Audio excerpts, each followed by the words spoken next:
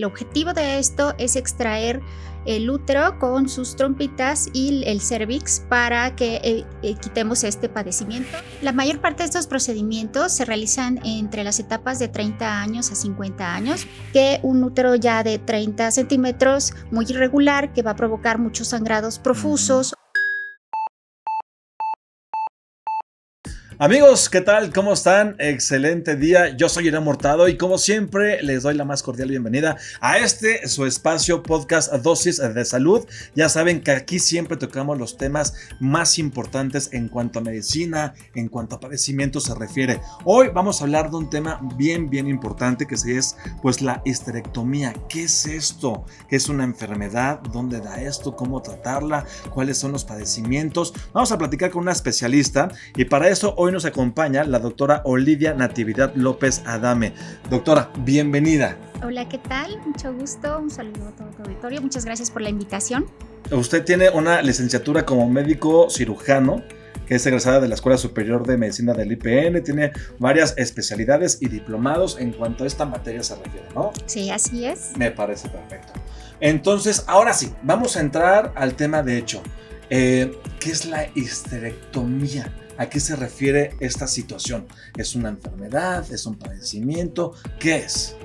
La histerectomía es un procedimiento que está diseñado para retirar el útero o matriz en las mujeres, en el que se puede retirar por una causa benigna, por una causa maligna, pero el objetivo de esto es extraer el útero con sus trompitas y el cérvix para que quitemos este padecimiento, el cual se ha indicado el retiro de este Perfecto, qué bueno que hacemos esa diferenciación, que es un procedimiento y no es la enfermedad per se, ¿no? Entonces el útero de repente puede tener diferentes complicaciones y ahí bien da la indicación de la especialista para saber si se retira a partir de una histerectomía, ¿no? Sí, claro. Y estas histerectomías se pueden, es decir, en cualquier etapa de la vida, es más común en la gente mayor, pero puede ser también común entre las niñas, entre las jovencitas. ¿A qué edad más o menos se registran la mayor cantidad de histerectomías? La mayor parte de estos procedimientos se realizan entre las etapas de 30 años a 50 años. Podemos extendernos un poco en ambos extremos dependiendo del padecimiento, pero el grueso de las pacientes que tienen esta indicación están entre los 30 y los 50 y eso va a ser determinante dependiendo de la causa por la cual se está indicando este procedimiento. Qué bueno que toca lo de las causas. ¿Cuáles son las más comunes? Es decir, ¿cuáles son las causas más comunes por las cuales se le realiza una histerectomía a una paciente? Las causas más comunes las voy a dividir en dos grandes puntos. Me parece perfecto. Las que son oncológicas, que son muy conocidas, como por ejemplo el cáncer en cualquier parte del útero, que puede ser en la parte interna donde se produce la menstruación, que es cáncer de endometrio, en la parte del cuerpo del útero, o bien en la parte del cervix, que es el cáncer cervicouterino, y también se puede extender hacia la parte de las trompas o abarcar incluso los ovarios, que bueno, ya esas serían las oncológicas. Las no oncológicas, las benignas, pues hay muy diversas y son muy conocidas. Dentro de las más conocidas son la adenomiosis, la endometriosis, pero la que más creo que van a identificar las pacientes es la miomatosis. ¿Nos puedes explicar rápidamente estas tres a qué se refieren? Sí, claro, la adenomiosis es la aparición de glándulas del endometrio en la parte del músculo, están insertadas en la parte del músculo del útero. Normalmente solamente deben de estar en la zona donde se produce la menstruación y esto va a causar mucha sintomatología, mucha congestión, sangrado, distensión. Es difícil diagnosticarla porque hay que hacer todo un protocolo de estudio para distinguirlas o muchas veces lo llegamos a diagnosticar ya que tenemos la pieza y que el patólogo lo estudie. La endometriosis es la implantación de estos focos de endometrio, como repito, la producción de las células donde se va a dar la menstruación, que tiene implantes anormales en el resto de la cavidad del endometrio, que puede ser en los ovarios, en las trompas, en la parte externa del útero, que simplemente ha salido de esa parte y que mes con mes vamos a tener estímulo hormonal de estas zonas y por lo tanto en cierta forma sangrado, inflamación y nos puede llevar hacia padecimientos. Y me imagino que en todas es un gran dolor. Claro, por supuesto. Okay. Y la miomatosis, que les digo que es lo más común, lo más conocido, que son pequeños remolinos que se hacen en el cuerpo del útero y que estos pueden ir creciendo de forma rápida o lenta. Eso no lo podemos determinar, eso depende del número de receptores hormonales que tenga este tipo de zonas, y que va a provocar grandes masas de carnita, de músculo, que puede llegar a tener un útero muy grande de 20, 30 centímetros, úteros irregulares, puede tener Cuando sangrados. dices 20, 30 centímetros, Ajá. es decir, ¿cuál es la medida normal de un útero entonces? Sí, el útero tiene una medida normal promedio de 7 centímetros. Es muchísimo. Entonces. Sí, así es. Entonces, no es lo mismo tener un 7 centímetros de útero que un útero ya de 30 centímetros muy irregular, que va a provocar muchos sangrados profusos o síntomas de compresión hacia los órganos que están adyacentes. Exactamente. Íbamos 2 categorías, te faltaba la tercera, me parece, ¿no? Dos nada más, sí, nada dos más. grandes. Perfecto, ahí está. Entonces las oncológicas. Y las no oncológicas, que son todas las benignas. Exactamente, y las benignas que nos acabas de mencionar. Hay padecimientos en la salud, ya mencionabas algunos, que es dolor, sangrado. ¿Habría algunos otros padecimientos, más bien síntomas de estos padecimientos para indicar que necesitamos una histerectomía? Bueno, yo no, las pacientes que nos estén escuchando. Claro que sí. Muchas veces estas enfermedades cursan de forma asintomática, y entre comillas asintomática, porque las pacientes no escuchan su cuerpo y no se dan cuenta que están teniendo síntomas asociados a este problema. Siempre les digo, no solamente se hagan su Papá Nicolau, por lo menos háganse su ultrasonido de vez en cuando, porque es la forma más sencilla y poco invasiva en la cual podemos llegar a un diagnóstico. Y estoy segura que muchas de las personas que nos están escuchando se llevarían muchísimas sorpresas de ver cómo están formadas por dentro. El diagnóstico se hace principalmente por el ultrasonido y puede haber síntomas de compresión hacia las zonas que están adyacentes. En este caso, si encontramos tumores que están recargados sobre la vejiga, pues a lo mejor sienten que la vejiga se les llena muy rápido, que tienen que ir muy seguido al baño, o si ya estos tumores están comprimiendo el uretero, que es el tubito que conduce el riñón hacia la vejiga, incluso se puede obstruir, pueden tener síntomas de infecciones recurrentes o incluso daño hacia el riñón. Y en la parte posterior, que está el recto, toda la área intestinal, ahí también pueden tener síntomas, por ejemplo, de estreñimiento, de dolor al tener evacuaciones. O sea, según el tamaño y la ubicación, son los síntomas que van a tener, que muchas veces le echamos la culpa a que me hizo mal la comida, tengo un poco de distensión, y no es otra cosa que son síntomas uterinos. Qué importante escuchar precisamente lo que decías, escuchar tu cuerpo. Sí, justamente mi mamá tuvo una histerectomía, fíjate, me acuerdo que también tenía muchos sangrados. Esto también es me imagino que ya es una alerta ya muy avanzada del padecimiento. Sí, la mayor parte de las veces las pacientes acuden a consulta porque han tenido sangrados profusos. Esa es su principal preocupación. O consideran que sus menstruaciones son normales. Sin embargo, al realizar un hemograma, un estudio de la sangre, donde vemos qué cantidad de hemoglobina presentan, resulta que está muy por debajo que lo que debería de ser. Entonces empezamos a estudiar las probables causas y muchas veces nos damos cuenta que estos sangrados que consideraban normales, que eran muy abundantes, pero ya toda la vida lo tuvieron, realmente no lo son. Son muy abundantes, son con coágulos, son irregulares, son muy seguido. Entonces, pues cada paciente es diferente, pero por eso tenemos que ver bien exactamente de dónde viene ese problema. Perfecto. ¿Cuándo se decide entonces hacer una histerectomía? ¿Cuál sería como el punto de quiebre que digan, necesitas ya una histerectomía, necesitamos extraerte el útero? Una paciente que ha tenido sintomatología, por ejemplo, esta parte de los sangrados, y que no ha tenido respuesta adecuada a los tratamientos previos, en la cual hemos tenido tratamientos como tratando de conservar el útero. Si tiene alguna disfunción hormonal, le dimos los tratamientos correspondientes. Si no ha respondido a este tipo de tratamientos, se van escalonando hasta que llegamos al punto del tratamiento definitivo, que es la histerectomía. Eso definitivamente es una razón. Otro punto importante es cuando el útero tiene dimensiones por arriba de los 12 centímetros y que van a producir estos síntomas de compresión que he comentado, o que ya tiene a lo mejor el útero en sí un tamaño pequeño, pero muchas irregularidades en las partes externas que finalmente van a provocar síntomas de compresión hacia los órganos que están adyacentes. Ok, esas serían las razones más importantes. Sí, claro. ¿Qué viene después de la histerectomía? Yo pienso que, me imagino que hay muchas pacientes que a lo mejor piensan que sus niveles hormonales se van a ver descompensados, que a lo mejor les va a cambiar el cuerpo, que van a venir muchos cambios en su vida en todos los niveles, que es un cambio integral. ¿Qué pasa después de esta histerectomía? Qué pregunta tan interesante, porque justamente muchas de las pacientes no se quieren operar por el temor de lo que va a suceder después.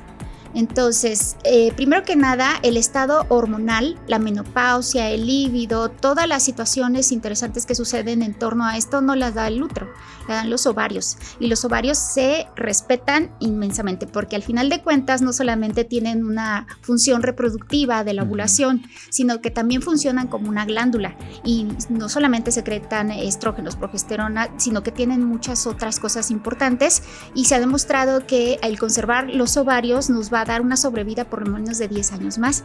Entonces, en todos los escenarios se intenta salvar sí o sí siempre esos ovarios, salvo que tengan alguna patología que lo amerite, se le explica previamente a la paciente. Pero dicho esto, si se conservan los ovarios, la paciente va a tener el resto de sus funciones totalmente normales. O sea, no va a haber cambios hormonales, no va a haber cambio de ningún otro tipo. Exacto, no va a tener ningún cambio hormonal. Los ovarios son los que dan estas propiedades. Únicamente lo que se va a hacer es extraer el útero, y el útero no tiene la función de eso. Por otro lado, también hay que ver el tema de calidad de vida. ¿Sí? Son pacientes que han estado deteriorando su calidad de vida por el tipo de sangrado, que llegan a desmayarse, que tienen anemia, que tienen palpitaciones, que se sienten muy débiles, les vuelve la vida. O sea, de verdad es muy bueno, muy bueno. Sí, claro. ¿Qué pasa, por ejemplo, con las mujeres en edad reproductiva, que a lo mejor no han tenido hijos, que están en busca de un hijo, tienen alguna otra opción, o si estos padecimientos se dan o se pueden dar cuando estén ellas embarazadas? ¿Qué pasa en esta situación? Sí, hay que ver en el escenario previo al embarazo. Si alguien se quiere embarazar y tiene un útero con miomatosis, tenemos algunas otras alternativas, por ejemplo, las miomectomías. Las miomectomías consisten en el retiro de uno o varios miomas que estén dentro del útero y que estén evitando, o que podamos ver que tienen un potencial de complicar el embarazo. ¿Cómo qué potencial? Por ejemplo, que estén ocupando el lugar donde va a estar el embrión, y posteriormente, no sé, me imagino, se crece mucho el mioma, crece mucho el embrión, entonces el cuerpo tiene que elegir entre que crezca uno u otro. Claro. Entonces, esos pacientes sí se les recomienda que antes de que se vayan a embarazar, se retiren esos miomas, se repara. El tiempo de recuperación es muy corto y posteriormente ya estarán listas para un embarazo. Si por alguna situación se dio el embarazo y está coexistiendo con un mioma, hay que estar vigilando cómo crece ese mioma. Algunos van a crecer, algunos van a permanecer del mismo tamaño y otros incluso podrán reducirse, pero el comportamiento es impredecible. Claro. Sí, en las pacientes que no desean tener hijos, que ahora ya es muy común que ya no desean tener hijos, que estén ya fuera de esta etapa reproductiva, que ya no van a tener ningún otro beneficio de conservar su útero, sí, en ellas definitivamente les recomendaría la extirpación total del útero, claro, salvo que pudiera decir, yo quiero conservar mi útero, no me lo quiero quitar, está bien, pero depende del escenario que estemos hablando de la paciente y sobre todo de los planes de vida de la paciente. Claro. A lo mejor esta pregunta va a ser muy inocente, muy obvia, pero ¿qué pasa con las que sí quieren tener un hijo y tienen este tipo de padecimientos? ¿Qué otras alternativas tienen? Si ya es inminente la histerectomía, que ya tienen que retirar el útero.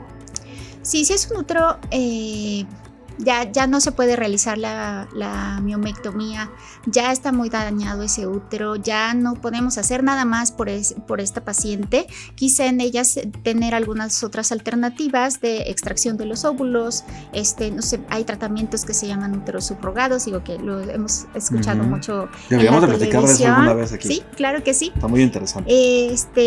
Pero pues bueno, hay que ver esas alternativas, ¿no? No agotarlas. Si es que quisieran un bebé que tuviera su genética. Claro. Sin embargo, también podemos llegar al punto de la adopción. Yo siempre les digo, yo también soy mamá y de verdad siempre les digo, uno puede ser mamá de diferentes formas. ¿Cómo vamos a llegar a ser mamá? Ese es el camino que tenemos que buscar, ¿no? Claro. Las expectativas de cada quien, pero por supuesto que puede llegar a ser mamás. Sí. Yo te decía, por ejemplo, a mi mamá le hicieron la histerectomía ya hace algún tiempo. O sea, estoy hablando de algunos 15 años, yo creo, o más. Y me acuerdo que era un procedimiento muy invasivo. Mi mamá sufrió de mucho dolor antes, durante y en la recuperación. Y lo hacían a través de una incisión, me acuerdo. Y supongo que ya a estas alturas, después de 15 a 20 años de lo que te estoy hablando, ya hay unas nuevas alternativas que tienen que ver mucho con la tecnología, que hacen este proceso mucho más fácil, mucho más llevadero y menos invasivo. Sí, claro. La cirugía tradicional es una cirugía que se realiza a través de una incisión de aproximadamente 10 centímetros, 15 centímetros. Se coloca un separador, vientre, ¿no? Sí, claro, se coloca un separador metálico que es más o menos del diámetro de unos 15 centímetros, o incluso se puede extender un poco más dependiendo del tamaño del útero. Sin embargo, la recuperación de esta pared abdominal pues puede ser muy tortuosa, ¿no? Tomando en cuenta que normalmente las mujeres tenemos un poquito más de cúmulo de grasa en la parte abdominal, podemos estar cursando con alguna situación de anemia y se pierde más sangre a través de ese tipo de incisiones. La recuperación es más larga, es más dolorosa. Sin embargo, la medicina ha ido evolucionando y después se creó la cirugía de mínima invasión, en este caso la laparoscopía, que ya tiene bastante tiempo, que es bastante buena y que también ha tenido mejoras. Ahora existe la cirugía laparoscópica avanzada asistida por robot. En este caso, el robot tiene mejoras, obviamente mejoras con respecto a la cirugía tradicional y también mejoras en el instrumental, lo cual nos va a dar un resultado mucho mejor que el resto de las cirugías. Y tengo entendido que este robot se llama Hugo Ras. ¿Nos puedes explicar cómo funciona exactamente este nuevo juguetito que tiene en el Hospital Ángeles? Claro. En el Hospital Ángeles Acoxpa ha llegado un nuevo robot que es el robot Hugo. Este robot tiene la ventaja de tener los brazos independientes. Dependiendo de la dificultad de la cirugía que vaya a realizar, pues puedo elegir entre tener 3 o 4 brazos. Uno de ellos se va a estar encargando de la cámara y el resto de los brazos se va a encargar de tener el instrumental que voy a ocupar. Entonces, cada instrumental viene embonado, viene sobre el brazo. Entonces, la ventaja que tienen estos es que son muy largos, o sea, pueden tener un alcance mayor, sobre todo en pacientes que tienen una obesidad considerable. También en aquellas pacientes que técnicamente es muy difícil llegar a lugares recónditos, puedo llegar fácilmente con el robot. Los movimientos que realiza cada uno de estos instrumentos son muy precisos. O sea, si yo me tomo un café y ese día estoy un poco temblando, el robot elimina esa parte del temblor fino y por tanto la paciente pues va a tener un mejor resultado. Estos instrumentos a la vez que yo voy cortando, van sellando los vasos. Si yo voy pinzando, voy sellando los vasos. Entonces voy avanzando y voy dejando todo resuelto. No voy dejando no sangra tanto, entonces. No, para nada. Les gusta 5 mililitros y cuando mucho, es mucho decir, ¿no? La ventaja que tienen las pinzas también es que pueden realizar movimientos que con la mano yo no los podría realizar de forma natural. Incluso las pinzas laparoscópicas no las pueden realizar, ¿sí? Yo puedo hacer un movimiento, pauso mi robot, reacomodo mis manos y puedo hacer movimientos de 360 grados, puedo llegar a lugares lejanos, puedo ser mucho más precisa, puedo explorar con mucho más facilidad áreas que normalmente con el tipo de otros instrumentos no podría llegar. Es más rápido, es decir, ¿cuánto tardan en operar con este robot Hugo y cuánto tardarían en una operación convencional, por así decirlo? La operación convencional, en promedio, estaremos tardándonos 1 hora más o menos. En el caso del robot, en una cirugía de un útero, digamos, de tamaño estándar, pues más o menos estaremos tardándonos como la mitad del tiempo. ¿Sí? Incluso hay registros de que este tipo de cirugías puede llegar a durar hasta 20 minutos en sí del robot. O sea, eso sí tiene muchísimas ventajas con respecto al tiempo que dura la paciente en el quirófano. Y el proceso de recuperación, me imagino que también es mejor al no ser tan invasivo. ¿Qué pasa con la paciente a la diferencia de una operación convencional con el robot Hugo? Justamente es uno de los beneficios más importantes, ya que la cirugía tradicional, normalmente la hospitalización dura alrededor de 2 días. En el caso de las cirugías de mínima invasión, cada vez se reduce más el tiempo de hospitalización, puede durar entre 24 horas o incluso en aquellas pacientes que les va súper bien, podemos reducir el tiempo de hospitalización a solamente 6 horas si es que todo sale en 6 horas, ¡qué maravilla! Sí, claro, depende de la paciente, de la complejidad, de las comorbilidades, del factor sorpresa, porque eso siempre lo tenemos que platicar. Yo tengo una idea de lo que voy a encontrar allá adentro y si me tengo que tardar más de la media hora para que esa paciente se vaya bien, se quede todo resuelto, todos estemos tranquilos, pero sobre todo que la paciente esté en condiciones adecuadas, que la cirugía no tenga ninguna complicación, pues quizá me extienda un poco más, ¿no? Claro. Pero el objetivo es que esta paciente tenga poco estado en el quirófano, que tenga una recuperación rápida, y va a haber muchos beneficios también con respecto a la reintegración a la vida diaria, que yo creo que es uno de los más importantes, porque siempre te van a preguntar, ¿y cuándo voy a volver a trabajar? ¿Cuándo voy a poder hacer ejercicio? ¿Cuándo voy a poder estar justo con mi lo que familia? te quería preguntar, o sea, ¿qué pasa con todo ese proceso? ¿Pueden caminar? ¿Pueden manejar? ¿Cuándo pueden hacer ejercicio? ¿Cuándo pueden regresar a sus actividades normales? Tengo pacientes que incluso me han dicho, es que Oli, de verdad, si no fuera porque viví todo esto, ni siquiera siento que me hubieras operado, ¿no? O sea, está un video, está todo la evidencia, ¿no? Pero se sienten tan bien que les digo, no, o sea, ten respeto por esta parte de tu cirugía, claro. No vayas a andar de intrépida porque el hecho de que no lo veas no quiere decir que adentro esté ya todo sellado y pegado. Claro. ¿Sí?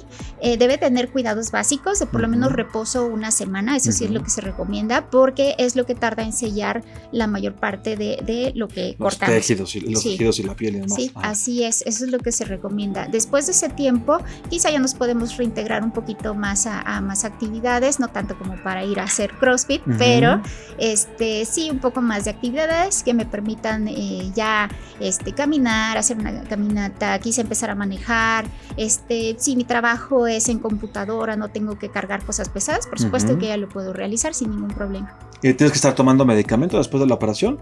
Se les da un analgésico. La función del analgésico no solamente es que no le duela. Quizá yo tengo una paciente que tiene un alto umbral al dolor y ni siquiera es nada necesario. Sí, puede andar por la vida como si nada. Sin embargo, recordemos que los analgésicos tienen otras funciones. Tienen la función también de inhibir esa parte de la inflamación y que también si en algún punto dado tengo alguna reacción, que me eleve un poco la temperatura, pues a lo mejor conservarlo un poco. Aclaro que la temperatura, el que se eleve no es por un foco infeccioso siempre, a veces es una cosa que se llama respuesta metabólica al trauma, que básicamente es que mi cuerpo se siente agredido y empieza a producir ciertas sustancias que hacen que la temperatura se eleve, pero que pues puede ser controlado fácilmente. Qué bueno que tocaste ese tema, porque justo lo que te iba a preguntar, ¿qué pasa con el cuerpo después de que retiras el útero? O sea, hay un reacomodo de órganos. ¿Qué es lo que pasa dentro de nosotros? Ese espacio no se queda vacío. No es un lugar que se quede como una bola de cristal ahí adentro. ¿No? Todas esas zonas son ocupadas por los órganos que están alrededor. En este caso, se van reacomodando, se reacomodan, así es. El lecho o la zona donde estaba el útero se sella y lo que está a los lados pues es la parte de los intestinos. Básicamente tenemos alrededor de 12 metros de intestino delgado nada más. Y el resto del intestino grueso. Están también cómo se van a acomodar los ovarios, quedan pegados hacia unos ligamentos, entonces podemos ubicarlos fácilmente. La vejiga también, si ya no estamos comprimiendo la vejiga, pues van a sentir que ya no tienen ningún problema. Una maravilla. Ahora, también lo que te quería preguntar es, estos padecimientos que nos decías, los oncológicos y los benignos, ¿son hereditarios? No tanto hereditarios. O sea, por ejemplo, muchas pacientes me dicen que si el cáncer del cérvix es hereditario. No es hereditario, pero tenemos enfermedades que sí son hereditarias y que pueden hacer que nuestros genes, todas las cosas que tenemos dormidas en nuestro cuerpo se despierten. ¿Sí? ¿Qué puede ser? No sé, Si yo tengo una obesidad, una diabetes descontrolada, alguna enfermedad autoinmune que esté debilitando mi sistema inmunológico, por supuesto que va a contribuir para que esos genes que están dormidos se manifiesten. De hecho, la obesidad es uno de los principales problemas para cualquier tipo de cáncer. Claro. Y específicamente para ginecología, el hecho de tener virus del papiloma o fumar son los peores enemigos. ¿Sí? Ya para terminar, doctora, ¿cuáles serían sus recomendaciones para evitar estos procedimientos y cuáles serían sus recomendaciones para sí hacer estos procedimientos? Bueno, primero que nada, hay que trabajar mucho sobre la medicina preventiva, ¿sí? Ya hemos recibido mucha información acerca de todos los chequeos que debemos de realizarnos y creo que tengo que ser muy específica con eso, que hay puntos que no solamente tienen que ver con el Papá Nicolau, ¿sí? Tenemos que revisar también cómo está estructuralmente nuestro cuerpo por dentro y para eso definitivamente necesitamos el ultrasonido, por lo menos un ultrasonido anual para que veamos en qué condiciones se encuentra el útero, los ovarios o si hay alguna zona sospechosa interna. Otra cuestión importante, que bueno, también la revisión de las mamas. Entonces esos 3 puntos, sobre todo la revisión del Papá Nicolau, ultrasonido y la parte de las mamas son básicas. Anuales, sí o sí. Y si por alguna situación, ¿a partir de qué edad? El Papá Nicolau se recomienda a partir del año que se ha iniciado vida sexual activa. Hay muchos que empiezan en etapas diferentes, ¿sí? Y después de eso tenemos que estar con los chequeos anuales. Si por alguna situación no se ha iniciado vida sexual, a partir de los 25 años se recomienda que se hagan este tipo de revisiones. Perfecto. Pues me encanta, qué puntual fue. La verdad es que estuvo bastante claro todo lo que nos explicó el día de hoy con toda esta situación de la histerectomía. Usted se encuentra precisamente en el Hospital Ángeles Acoxpa, ¿no? Así es, me encuentro en el Hospital Ángeles Acoxpa, en el consultorio 350, o también me pueden encontrar en las redes sociales, que soy muy activa en las redes sociales. Me parece perfecto, nos encanta que sean así. Sí, claro. Ahí estoy como ginecóloga doctora Olivia López o DRA Olivia López. Entonces es muy fácil encontrar, solamente ponen mi nombre y seguramente van a encontrar mucho material. Me parece perfecto. Pues ahí están las redes de la doctora para que la sigan y cualquier consulta pues la puedan hacer a través de este medio. Es decir, que aparten su cita y vayan a consulta, sí, claro. No una consulta como tal. Sí, ¿no? Claro. Y sobre todo que las pacientes deben de irse contentas, con todas las dudas resueltas, con toda la calma del mundo. No se les va a regañar. No, se les va a orientar. Se trata de una plática. Se trata de una plática informativa y por el bien de la paciente. Exactamente, como platicar como en esta charla del día de hoy. Claro. Pues bueno, ya nos despedimos. Saben ustedes que todos los miércoles estamos de estreno en nuestro canal de YouTube Salud 180. Todos los miércoles en punto de las 7 de la noche. Ahí pueden encontrar este y muchos más capítulos donde yo y mis compañeros hablamos con especialistas certificados sobre estos temas de la salud. También nos pueden seguir a través de nuestras distintas redes sociales, estos canales donde hacemos estas charlas un poquito más comprimidas, donde van a poder encontrar segmentos o extracciones de estas charlas para que puedan informarse. Si ustedes están pues desafortunadamente pasando por un tema de salud, puedan tomar la mejor opción. Yo soy Irán Hurtado. Gracias, doctora Olivia Natividad López Adame. Entre todos los estudios que tiene, que ya la veo que es muy preparada, también es ginecóloga certificada en cirugía robótica en el uso de este aparato que estamos platicando precisamente el día de hoy. Doctora, muchísimas gracias. Muchas gracias por la invitación y espero que les sea. Gracias. Y ya lo saben, nos vemos en un nuevo episodio de este podcast de Dosis de Salud.